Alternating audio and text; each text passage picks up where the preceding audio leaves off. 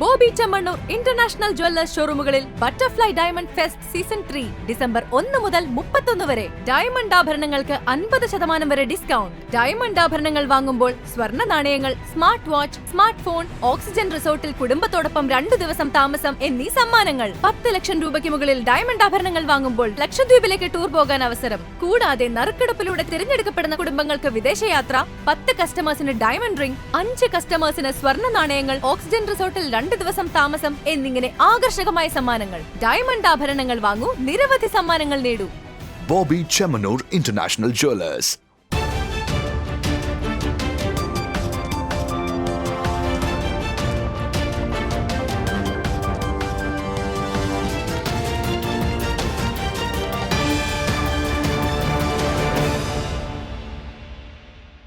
ഞാൻ പാർവതി ഗിരീഷ്. N4 ന്യൂസിലേക്ക് സ്വാഗതം. വാർത്തകൾ വിശദമായി.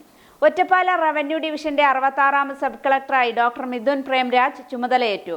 ഏറ്റെടുത്ത ചുമതല ക്രിയാത്മകമായി നിർവഹിക്കുമെന്ന് ഡോക്ടർ മിഥുൻ പ്രേംരാജ് ചുമതല ഏറ്റെടുത്തതും ACV ന്യൂസിനോട് ആദ്യ പ്രതികരണം നടത്തി. ഒറ്റപ്പാലം റവന്യൂ ഡിവിഷന്റെ 66ാമത്തെ സബ് കളക്ടറായി 2021 IAS ബാച്ചിലെ ഡോക്ടർ മിഥുൻ പ്രേംരാജ് ചുമതലയേറ്റു. കോഴിക്കോട് വടകര സ്വദേശിയായ Mithun 2015 Pondicherry Jawaharlal institute of post graduate medical റിസർച്ചിൽ നിന്ന് MBBS നേടിയതിനു ശേഷം 2019 ഇന്ത്യൻ ഇൻസ്റ്റിറ്റ്യൂട്ട് ഓഫ് പബ്ലിക് ഹെൽത്തിൽ നിന്ന് PG ഡിപ്ലോമയും സ്വന്തമാക്കി. തുടർന്നാണ് സിവിൽ സർവീസിലേക്ക് എത്തുന്നത്. ദേശീയ തലത്തിൽ 12ാം റാങ്കും സംസ്ഥാനത്ത് 2ാം സ്ഥാനവും നേടിയാണ് മിഥുൻ പ്രേംരാജിന്റെ IAS നേട്ടം. ഇന്ന് സബ് കളക്ടറായി ചുമതലയേറ്റ ഡോക്ടർ മിഥുൻ പ്രേംരാജിനെ advocate Premkumar MLA sub collector ഓഫീസിൽ നേരിട്ടെത്തി അഭിനന്ദനം അറിയിച്ചു.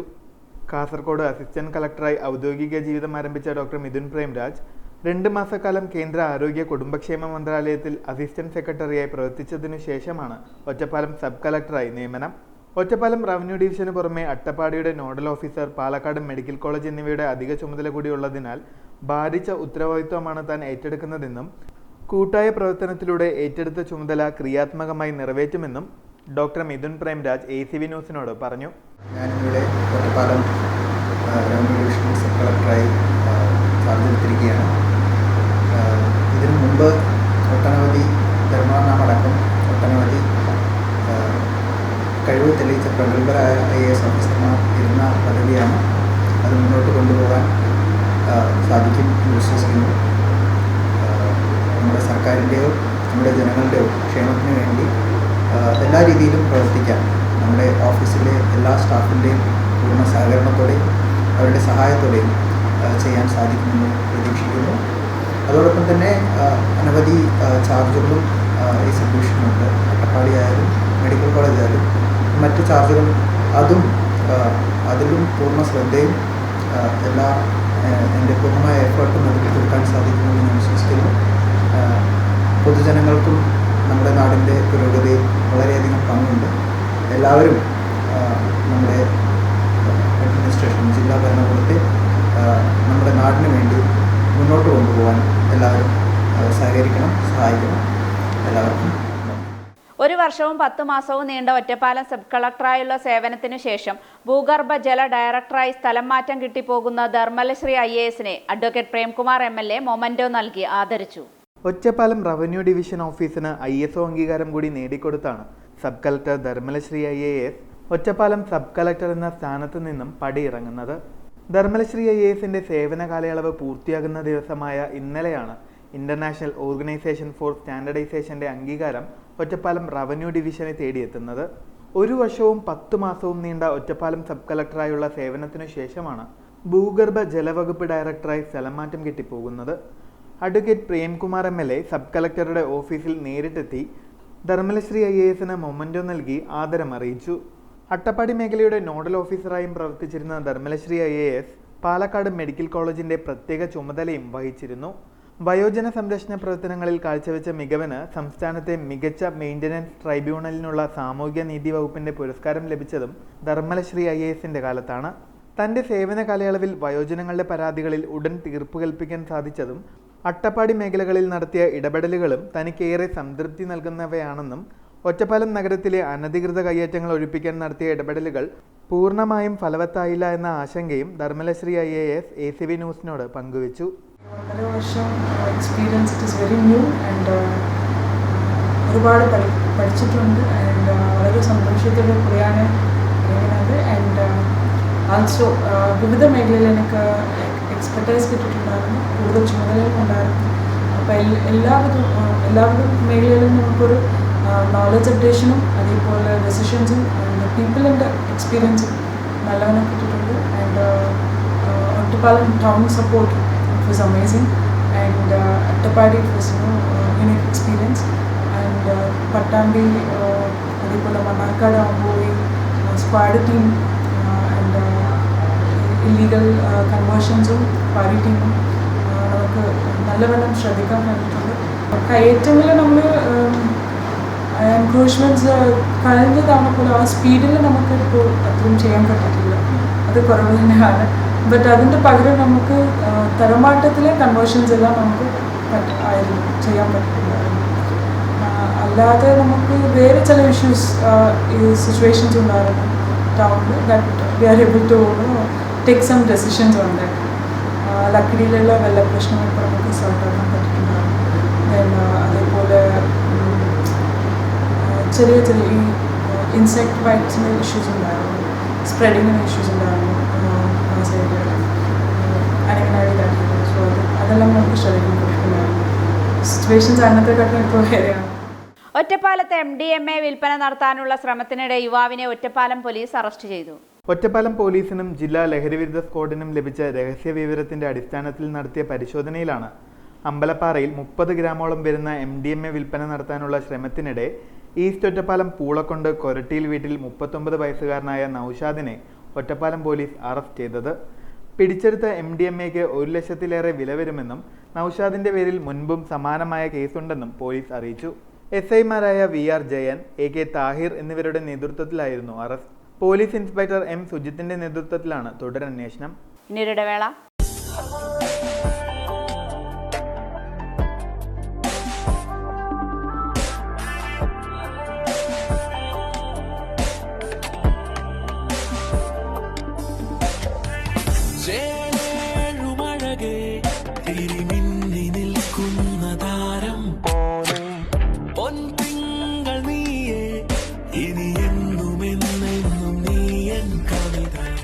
ഇനി എല്ലാ ആഘോഷങ്ങളും കവിതയിൽ നിന്നാകും. കവിത ഗോൾഡൻ ഡയമണ്ട്സ്.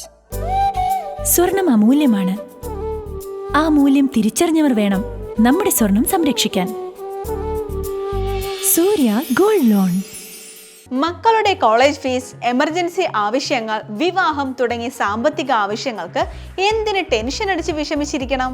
നിങ്ങൾക്ക് കൈത്താങ്ങാകാൻ ന്യൂ ശ്രീവരി ഓട്ടോ ഫിനാൻസ് ഒപ്പമുണ്ട്.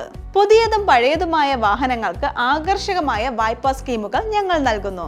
അതും കുറഞ്ഞ പലിശ നിരക്കിൽ പരമാവധി ലോണും. ലളിതമായ നടപടിക്രമത്തോടു കൂടി നിങ്ങൾക്ക് ലോൺ ലഭ്യമാകും. കൂടാതെ വാഹന ഇൻഷുറൻസ് സംവിധാനവും ലഭ്യമാണ്. New Srivari auto finance, near Valluvanad hospital, grand mall complex, Ottapalam. Phone number 9656444458, 9656444457. വാർത്തകൾ തുടരുന്നു. സംസ്ഥാന സർക്കാർ ജീവനക്കാരുടെയും അധ്യാപകരുടെയും ഐക്യവേദിയായ സെറ്റോയുടെ വാഹന പ്രചരണ ജാഥയ്ക്ക് ഒറ്റപ്പാലത്ത് സ്വീകരണം നൽകി. സംസ്ഥാന സർക്കാർ ജീവനക്കാരുടെയും അധ്യാപകരുടെയും ഐക്യവേദിയായ സെറ്റോവിന്റെ ആഭിമുഖ്യത്തിൽ കാസർഗോഡ് മുതൽ തിരുവനന്തപുരം വരെ പര്യടനം നടത്തുന്ന വാഹന പ്രചരണ ജാഥയ്ക്ക് അതിജീവന യാത്ര ഒറ്റപ്പാലത്ത് ഊഷ്മളമായ സ്വീകരണം നൽകി. ജില്ലാ കോൺഗ്രസ് കമ്മിറ്റി സെക്രട്ടറി ശ്രീ സത്യൻ പെരുമ്പറക്കോട് ഉദ്ഘാടനം ചെയ്തു. പിണറായി വിജയന്റെ ഗവൺമെന്റ് ഈ കേരളത്തിൽ എല്ലാ മേഖലയിലും പരിപൂർണമായി പരാജയപ്പെട്ടിരിക്കുന്നു എന്ന് മാത്രമല്ല, ഈ സർക്കാർ അനുവദിക്കേണ്ട ഒരു മേഖലയിൽ ഒരു ആനുകൂല്യവും ആർക്കും നൽകുന്നില്ല എന്നതാണ് ഇന്ന് നാം കണ്ടുകൊണ്ടിരിക്കുന്നത്. വിദ്യാഭ്യാസ standing committee chairperson Srimathi P Maya മുഖ്യപ്രഭാഷണം നടത്തി. സെറ്റോ സംസ്ഥാന ചെയർമാൻ ചവറ ജയകുമാർ, സംസ്ഥാന കൺവീനർ അബ്ദുൾ മജീദ് എന്നിവർ നയിക്കുന്ന ജാഥ കുടിശ്ശികയായ ക്ഷാമബത്തയുടെയും ശമ്പള പരിഷ്കരണത്തിന്റെ ആവശ്യകതയെയും കുറിച്ച് സ്വീകരണ യോഗത്തിൽ സർക്കാർ ജീവനക്കാരെയും അധ്യാപകരെയും ഉത്ബോധിപ്പിച്ചു. സെറ്റോ ഒറ്റപ്പാലം താലൂക്ക് ചെയർമാൻ കെ ഗിരീഷ് കുമാർ അധ്യക്ഷത വഹിച്ച യോഗത്തിൽ കൺവീനർ വി സുബ്രഹ്മണ്യൻ സ്വാഗതം പറഞ്ഞു. KPSTA സംസ്ഥാന vice president Shri B Sunilkumar, secretary Shri PS Gireesh Kumar, NGO association സംസ്ഥാന സെക്രട്ടറി AM ജാഫർ ഖാൻ, സെറ്റോ ജില്ലാ chairman T Gireesh, convener K Sreejesh, treasurer P Haridas എന്നിവർ സംസാരിച്ചു. സജു വർഗീസ് നന്ദിയും പറഞ്ഞു. ഗവൺമെന്റ് സർക്കാർ ജീവനക്കാരോടും അധ്യാപകരോടും കാട്ടുന്ന ചിറ്റമ്മ നയത്തിനെതിരെ ജീവനക്കാരുടെയും അധ്യാപകരുടെയും അവകാശബോധം, അവർക്ക് ലഭിച്ചുകൊണ്ടിരിക്കുന്ന ആനുകൂല്യം അത് കവർന്നെടുത്തതിലുള്ള പ്രതിഷേധം,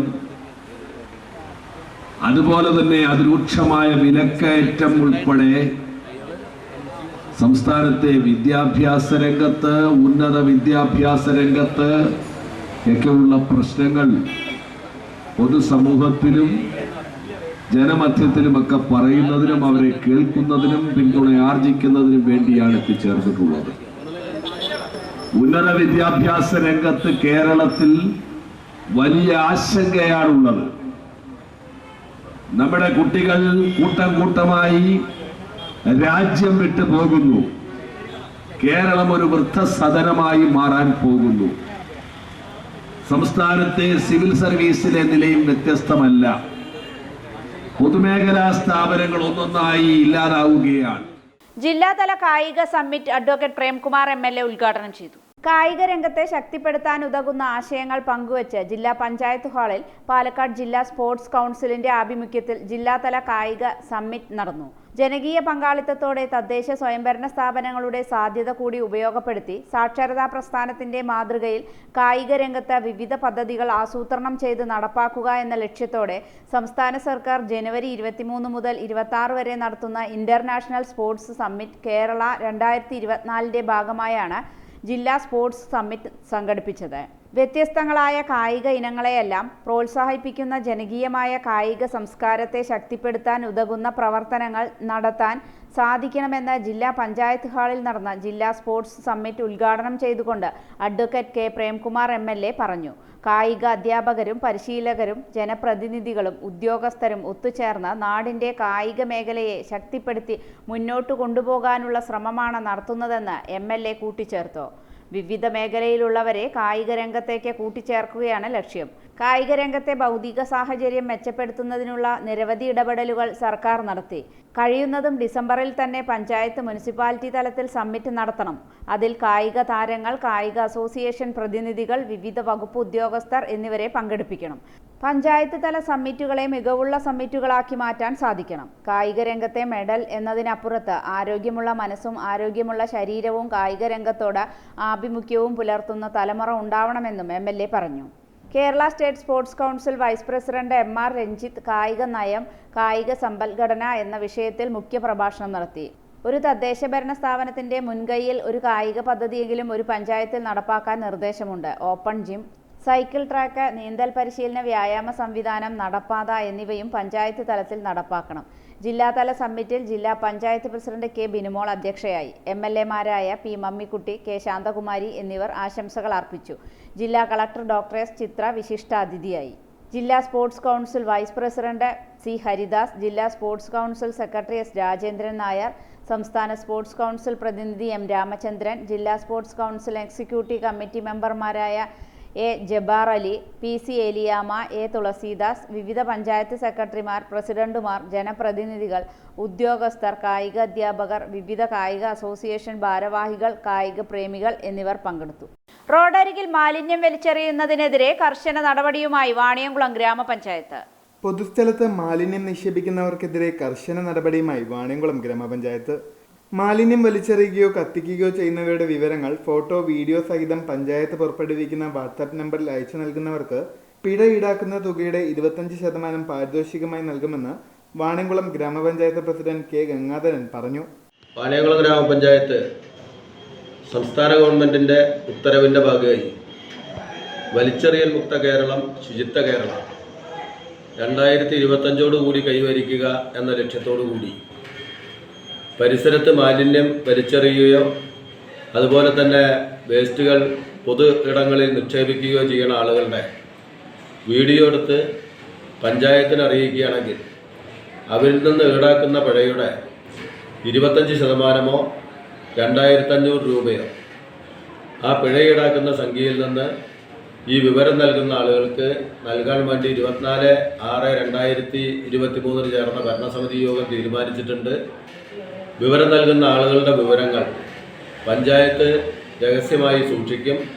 പഞ്ചായത്ത് പ്രദേശത്തെ ശുചിത്വ പഞ്ചായത്താക്കുന്നതിന് വേണ്ടി എല്ലാ പൊതുജനങ്ങളും പഞ്ചായത്തുമായിട്ട് സഹകരിക്കുകയും ഈ കാര്യങ്ങൾ വളരെ ഗൗരവത്തോടു കൂടി കണ്ട് മാലിന്യം വലിച്ചെറിയുന്നവരെ കണ്ടാൽ അത് വീഡിയോ എടുക്കുകയും അത് പഞ്ചായത്തിൻ്റെ ഹെൽത്ത് ഇൻസ്പെക്ടറെ അറിയിക്കാൻ ആവശ്യമായ സഹായ സഹകരണങ്ങൾ ഉണ്ടാവണം എന്ന് പഞ്ചായത്തിന് വേണ്ടി അഭ്യർത്ഥിക്കുകയാണ്.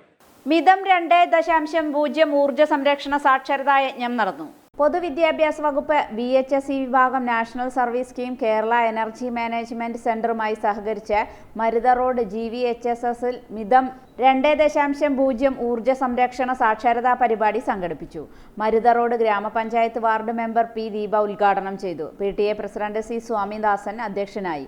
NSS programme officer A. Suresh Kumar പദ്ധതി വിശദീകരിച്ചു. പരിപാടിയുടെ ഭാഗമായി ഊർജ്ജ സംരക്ഷണ റാലി, ഊർജ്ജ സംരക്ഷണ വലയം, ഊർജ്ജ സംരക്ഷണ പ്രതിജ്ഞ, ഊർജ്ജ സംരക്ഷണ ബോധവൽക്കരണ ക്ലാസ് എന്നിവ നടത്തി. Principal P. Lakshmi, NSS volunteer leader S. Kiran ഊർജ്ജ സംരക്ഷണ പ്രതിജ്ഞ ചൊല്ലിക്കൊടുത്തു. KSEB കൽപ്പാത്തി സബ് ഡിവിഷനിലെ assistant executive engineer V. Selvaraj ഊർജ്ജ സംരക്ഷണ ബോധവൽക്കരണ ക്ലാസ് എടുത്തു. NSS വളണ്ടിയർ സംസാരിച്ചു. ഇടവേളയ്ക്ക് ശേഷം വാർത്തകൾ തുടരും.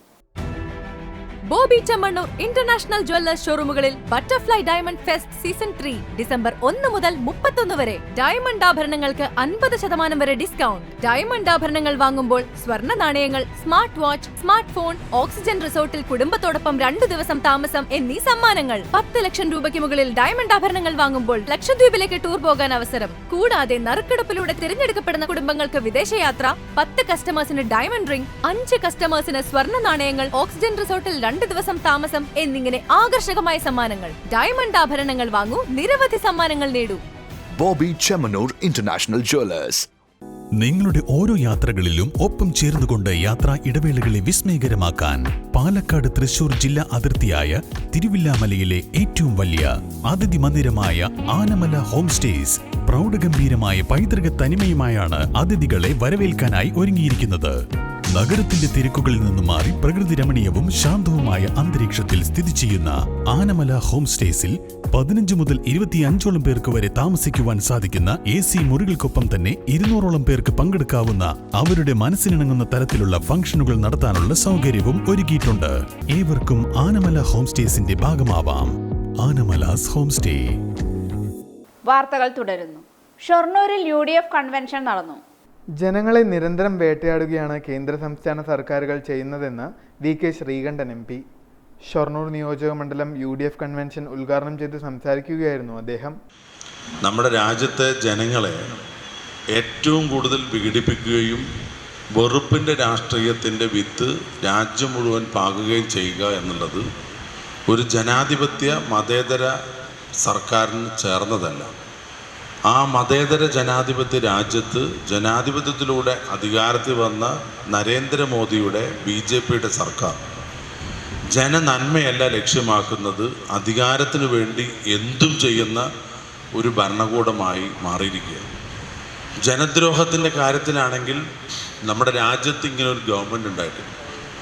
രണ്ടാമതും അധികാരത്തിൽ വന്നപ്പോൾ അധികാരം തങ്ങളുടെ കുത്തകയാണ് എന്ന് കരുതി നമ്മുടെ രാജ്യത്ത് സാമ്പത്തിക അരാജകത്വമാണ് ആദ്യം ഉണ്ടാക്കിയത്.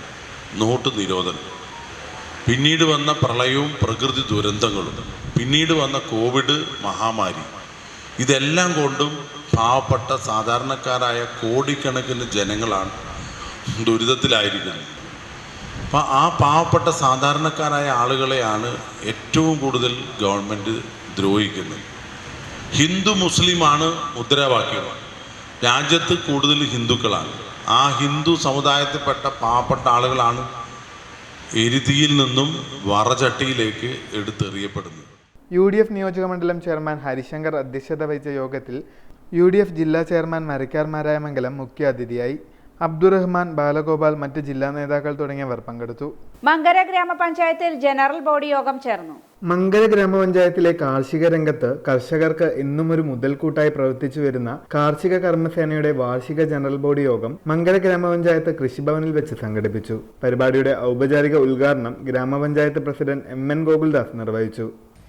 അപ്പോൾ മങ്കര ഗ്രാമപഞ്ചായത്തിലെ കാർഷിക കർമ്മസേനയുടെ പ്രവർത്തനം ജില്ലയിൽ തന്നെ എടുത്തു പറയത്തക്ക രീതിയിലാണ് മുന്നോട്ട് പോയിക്കൊണ്ടിരിക്കുന്നത് എന്ന കാര്യത്തിൽ യാതൊരു തർക്കവുമില്ല. അതിന്റെ അടിസ്ഥാനത്തിൽ തന്നെയാണ് പല പദ്ധതികളും മങ്കര ഗ്രാമപഞ്ചായത്തിന് അനുവദിച്ചു തരുന്നതിൽ കൃഷി വകുപ്പ് ശുഷ്കാന്തി കാണിക്കുന്നത്. അപ്പൊ ഇതൊക്കെ നടത്തിക്കൊണ്ടുപോകാൻ കമ്മിറ്റി എന്ന നിലയ്ക്ക് നമ്മളുടെയൊക്കെ പരിപൂർണമായ സഹകരണം അവർക്ക് ലഭിക്കുന്നുണ്ട്. തുടർന്നും അത് ഉണ്ടാകും എന്ന് തന്നെയാണ് നമ്മളൊക്കെ കരുതുന്നത്. പക്ഷേ ഇതൊക്കെ മോന്തായം വളഞ്ഞാൽ ആകെ വളഞ്ഞു എന്നാണ് പണ്ട് കാരണന്മാർ പറയുക. മോന്തായം വളയാതിരിക്കണമെങ്കിൽ കൃഷി ഓഫീസർ വളയാതിരിക്കണം. അപ്പൊ പുതിയൊരു കൃഷി ഓഫീസറാണ് നമുക്ക് ഇപ്പോൾ വന്നിട്ടുള്ളത്. കൃഷി ഓഫീസറെ സംബന്ധിച്ച് ഞാൻ പറയേണ്ട കാര്യമൊന്നുമില്ല. തൊട്ടടുത്ത പഞ്ചായത്തിൽ വളരെ നല്ല രീതിയിൽ കാര്യങ്ങളൊക്കെ മോന്തായം വളയുന്നുള്ള അർത്ഥത്തിലല്ല ഞാൻ ആദ്യം പറഞ്ഞത്. എന്തായാലും സ്മിത സാമുവലുള്ള കാലത്തായാലും റഷീദ മേഡത്തിന്റെ കാലത്തായാലും ഷീല മേഡത്തിന്റെ കാലത്തായാലും ഒക്കെ തന്നെ മങ്കര ഗ്രാമപഞ്ചായത്തിന്റെ കൃഷിഭവന് പാലക്കാട് ജില്ലയിൽ, പഞ്ചായത്ത് ആര് ഭരിച്ചു എന്നതല്ല വിഷയം, പാലക്കാട് ജില്ലയിൽ എടുത്തു പറയത്തക്ക ഒരു പേര് ഉണ്ടാക്കാൻ ഈ അന്നത്തെ ഭരണസമിതികൾക്കും കൃഷിഭവനിലെ കമ്മിറ്റികൾക്കും കഴിഞ്ഞിട്ടുണ്ട്. അപ്പൊ അത് എനിക്ക് സാറോട് പറയാനുള്ളത്, തീർച്ചയായിട്ടും ഞങ്ങളുമായി സഹകരിച്ച് നല്ല രീതിയിൽ ജനങ്ങളുമായി സഹകരിച്ച് നമുക്കത് മുന്നോട്ട് കൊണ്ടുപോകാനുള്ള എല്ലാവിധ സഹായങ്ങളും ഞങ്ങളുടെ ഭാഗത്തു നിന്നുണ്ടാവും. സാറിന്റെ പരിപൂർണമായ സഹകരണം ഈ കാര്യത്തിൽ ഞങ്ങൾക്ക് ഉണ്ടാകണം എന്ന് അഭ്യർത്ഥിക്കുകയാണ്. തീർച്ചയായിട്ടും മങ്കര ഗ്രാമപഞ്ചായത്ത് കഴിഞ്ഞ കുറേ വർഷങ്ങളായി കർമ്മസേനയുടെ പ്രവർത്തനങ്ങൾക്ക് വേണ്ടുന്ന ഒരു തുക, ചെറിയൊരു തുക മാറ്റിവെക്കാൻ എല്ലാ ഭരണസമിതികളും ശ്രദ്ധിച്ചിട്ടുണ്ട്. അതിലുപരി ഈ ഭരണസമിതി നല്ലോണം ശ്രദ്ധിച്ചിട്ടുണ്ട് എന്ന കാര്യത്തിൽ യാതൊരു തർക്കവും ഉണ്ടാവില്ല. കൃഷി ഓഫീസർ മുകുന്ദകുമാർ അധ്യക്ഷത വഹിച്ച ചടങ്ങിൽ വികസനകാര്യ standing committee chairman EP Ramachandran, ക്ഷേമകാര്യ standing committee chairperson Mallika, ward മെമ്പർമാരായ പാഞ്ചാലി, രേഷ്മ, വിനോദ് തുടങ്ങിയവർ പങ്കെടുത്തു. ചരിത്രത്തിൽ ഇന്ന് സർദാർ വല്ലഭായ് പട്ടേൽ ഓർമ്മ ദിനം. ഇന്ത്യൻ സ്വാതന്ത്ര്യ സമര സേനാനിയും ഇന്ത്യയുടെ ഏകീകരണത്തിന്റെ പ്രധാന ശില്പികളിൽ ഒരാളും ഇന്ത്യൻ നാഷണൽ കോൺഗ്രസിന്റെ രാഷ്ട്രീയ നേതാവുമായിരുന്നു സർദാർ വല്ലഭായ് പട്ടേൽ. ഇന്ത്യയിലും ലോകമൊട്ടാകെയും തലവൻ എന്നർത്ഥം വരുന്ന സർദാർ എന്ന പേരിൽ അദ്ദേഹം അഭിസംബോധന ചെയ്യപ്പെട്ടു. ഗുജറാത്തിലെ ആനന്ദ് താലൂക്കിൽപ്പെട്ട കരംസെഡ് ഗ്രാമത്തിൽ ജനിച്ച പട്ടേൽ വിദ്യാഭ്യാസത്തിനു ശേഷം അഭിഭാഷകനായി ജോലി നോക്കിയിരുന്നു. ബ്രിട്ടീഷ് രാജിന്റെ കാടൻ നിയമങ്ങൾക്കെതിരെ അദ്ദേഹം ഗുജറാത്തിലെ കർഷകരെ സംഘടിപ്പിച്ചു. ബ്രിട്ടീഷുകാർക്കെതിരെ സമരം ചെയ്യാൻ നിസ്സഹകരണത്തിന്റെയും അഹിംസയുടെയും മാർഗമാണ് പട്ടേൽ സ്വീകരിച്ചത്. ഇക്കാലയളവിൽ ഗുജറാത്തിലെ ഏറ്റവും സ്വാധീനമുള്ള വ്യക്തിയായിരുന്നു പട്ടേൽ. വൈകാതെ ഇന്ത്യൻ നാഷണൽ കോൺഗ്രസിന്റെ നേതൃത്വത്തിലേക്ക് ഉയർന്ന പട്ടേൽ 1934-ലും 37-ലും തെരഞ്ഞെടുപ്പിന്റെ ചുമതലകൾ ഏറ്റെടുത്തു.